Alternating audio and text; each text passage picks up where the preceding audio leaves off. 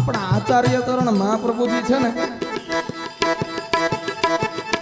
ઈ તો એમના જે નિજજન છે, રસિકજન છે, એમને આ ભગવાન કરતા મોટા બતાવે.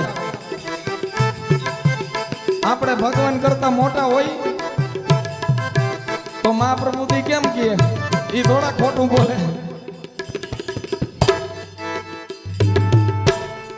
કેવી રીતે બતાવે કહો? આચાર્ય ચરણ મહાપ્રભુજી ને માયાવાદી પંડિતો સાથે વાદ વિવાદ ચાલે અને એમાં પંડિતોએ પ્રશ્ન કર્યો કે આ એટલા બધા દેવી દેવતાઓ છે, એટલા બધા ભગવાન છે, એમાંથી સર્વથી મોટા, સર્વથી શ્રેષ્ઠ ભગવાન કયા? ઈ તમે બતાવો. અમે તમારી બધી વાત માન્ય કરીએ, પણ સૌથી મોટા કોણ? મહાપ્રભુજી કે એકય નહીં.